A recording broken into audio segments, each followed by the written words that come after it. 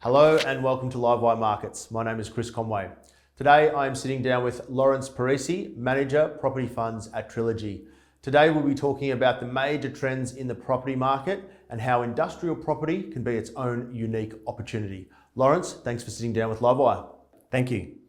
You've been in property for more than 20 years. You've worked as an analyst and a fund manager at shops like Citi and Goldman Sachs, as well as real estate investment trusts. Given that extensive background, can you share with us two or three main themes that are occurring in property markets right now? Yeah, sure. I think the largest theme that's occurring right now is the economic backdrop, sticky inflation and rising interest rates, and the impact that that's having on commercial and residential real estate nationally, but also globally as well. We're more than 2 years into a property down cycle, which commenced back in mid-2022 with the first rate increase. However, we're starting to see the light at the end of the tunnel. Not all commercial real estate sectors are performing the same. I think it's well documented the struggles commercial office is having at the moment. There's a chronic oversupply, and in post-COVID, a shift in working habits has meant that vacancy levels have increased dramatically in that subsector. If we look at retail assets, it's hit and miss. There's pockets of good tenant-led demand, particularly in convenience retail. Daily needs retail is performing really quite strongly at the moment. Where we see the most upside is in the industrial sector. Significant amount of tailwinds supporting medium-term outlook for industrial real estate. However, we're quite enthused about the opportunities that may present over the next 6 months with potential interest rate cuts, underpinning potential upside in commercial real estate market. And we think it's an exciting time to get set for the next real estate cycle. Laurence, I want to ask you a follow-up question there. I want to pull on that thread, something that you said at the top. We're 2 years into a property downturn. Have you seen this before in your career? This mustn't be a new movie that you're seeing for the first time. And do you get excited in moments like this because you've had to be patient and now you get this opportunity to buy these great properties? Yeah, this is the full second real estate cycle that I've been part of. The anxiousness and nervousness has abated somewhat, and now the excitement started to creep into the daily job and looking at the opportunities that now present. We're quite optimistic about the opportunities that will present in the next 6 months. I bet. Laurence, we're here to talk a little bit more about industrial, and you touched on it in that previous answer. What is the appeal of industrial at this particular point in the cycle? When analysing all the major subsectors that we typically invest in at Trilogy, retail, commercial, industrial, we're most excited about industrial. Yeah. The reason being is there's significant tailwinds, namely device usage and growth in online sales, strong population growth, government infrastructure spend in road, rail, ports, and the connectivity of roads. I'm sure the RBA governor's not enthused about that, potentially causing inflation. However, from an industrial perspective, it's quite a strong influencing factor. And then if you look at the demand-supply dynamics across the industrial space at the moment, there is this chronic undersupply, and that can't be solved quickly. What has transpired is significant amount of rental growth over the last couple of years. We see those strong tailwinds translating into continued rental growth over the foreseeable future. Laurence, just another follow-up there, if I may. You talked about a significant undersupply. What are the conditions that have led to that undersupply that we currently are seeing in the industrial space? There are two sides to that equation. You have demand and you have supply. The demand, as we know, has been very strong over the last couple of years, particularly post-COVID. However, the supply constraints, given the zoning of land and availability of land, has had an impact on the amount of new supply that has been able to come to the market. Laurence, I really want to talk to you about how deals are put together, because we investors often hear that everyone has a process for rejecting the bad deals and of course accepting the good deals, but the devil, as always, is in the details. So a couple of questions in this area. The first one is, what is yield for growth, and what is the hurdle rate you use at Trilogy to assess suitable yield for growth? Yield for growth is a pretty simple philosophy, really. From our perspective, property is all about income. We hold the view that if you focus and concentrate on the income, growth typically takes care of itself. In terms of yield, there's a number of ways that you can look at that. From a portfolio perspective, if you're managing a fund, there's typically what we call a weighted average cost of capital, and that's really the simple average between your debt cost and your equity cost, just given the amount of leverage you have in your capital stack. The weighted average cost of capital is really your minimum hurdle rate when you're looking at a potential new acquisition. So if your weighted average cost of capital is 6%, then you'd really want to be looking at buying a piece of real estate yielding north of 6% so that it would be accretive to earnings. The other important factor to consider when looking at commercial real estate is the spread over a risk-free rate, like a 10-year bond. So traditionally, there's been a 2.5% to 3% spread over a 10-year government bond in Australia for commercial real estate. Over the last couple of years, that has contracted. However, given where we are in the cycle at the moment, that spread is now back to long-term averages. You're now being compensated for the risk you're taking on board buying a piece of commercial real estate and the illiquid nature of it.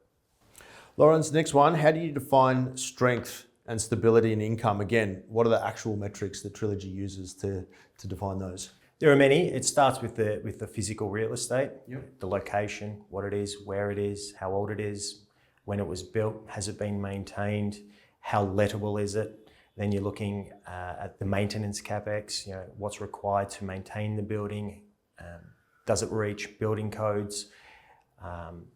From a tenant perspective, you're looking at the sector that the tenant's in. Are they profitable? How long have they been around? Do they have growth aspirations? Have they been paying the rent on time? And importantly, it's coming back to the yield for growth mantra that we have. It's all about the income, and can that income continue to support that piece of real estate, which translates into growth over time. It sounds quite complex, Laurence. It's not just you look at a piece of property and go, that's a nice price, we're going to buy it. It sounds like there's plenty of metrics that go into figuring out whether it's suitable or not. How hard or easy is it to find those properties right now? Again, where we are in the cycle and perhaps, compared to history, are you guys finding lots of opportunities at the moment? It's a lot easier today than it has been over the last 5 to 7 years. Yep. As interest rates approach zero, a tremendous amount of capital globally infiltrated the Australian market, and it became very difficult to transact. Given recent interest rate increases, the weight of capital has abated somewhat and has made it somewhat easier to acquire real estate. The level of transactions is lower than what it has been historically. However, we're starting to see more transactions come to the market. So Laurence, just let me clarify there.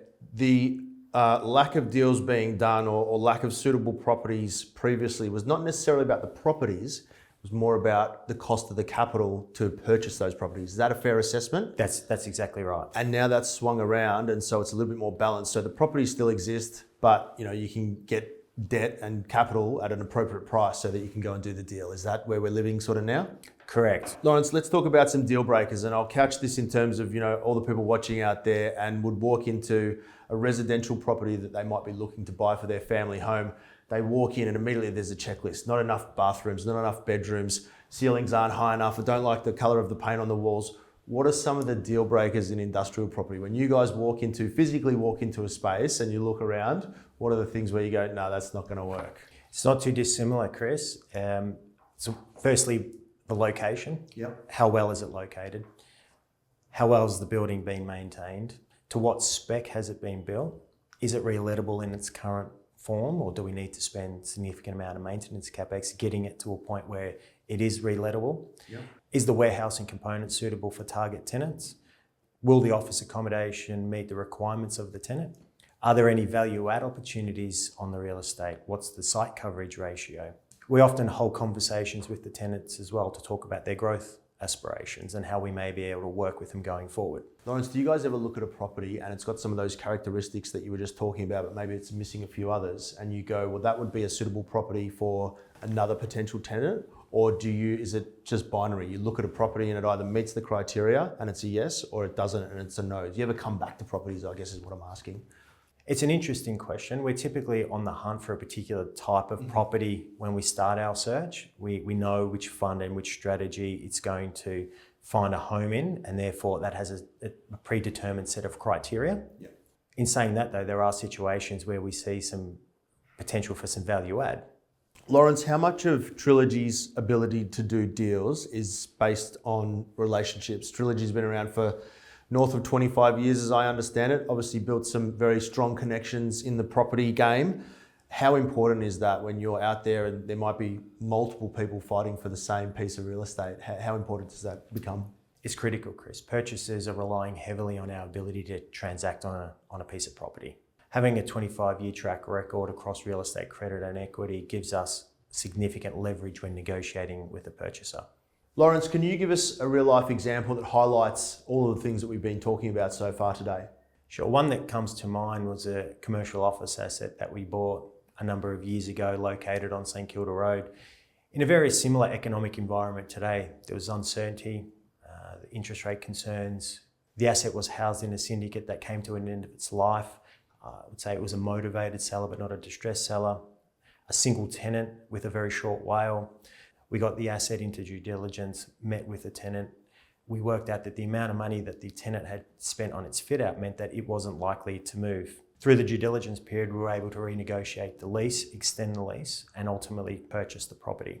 We were able to on-sell that property within 6 months, delivering north of 25% IRR for our investors. That's a good example of when you understand the market and you do the work, you can deliver outsized returns for your investor clients. Laurence, one follow-up, if I may, just because you've referenced it a couple of times, and it's the conversations that you have with tenants, existing tenants, and understanding their growth aspirations and what they want to do. How important is that? If we had to put a percentage on it, is it 10% of the overall consideration, or is it more than that or less than that? How important is knowing that a tenant is, able to stick around and wants to stick around? It's critical for us and the way we manage real estate. The tenant's ability to continue to pay the rent, and if they can't, that piece of real estate's lettability. We're in constant dialogue with our tenants throughout the ownership of the asset to get a good understanding of where they're at in their business cycle. Does the real estate still meet their needs? What are their growth aspirations? What can we do as a landlord to help them grow their business? Laurence, thanks so much for sitting down with Livewire today. Thank you, Chris.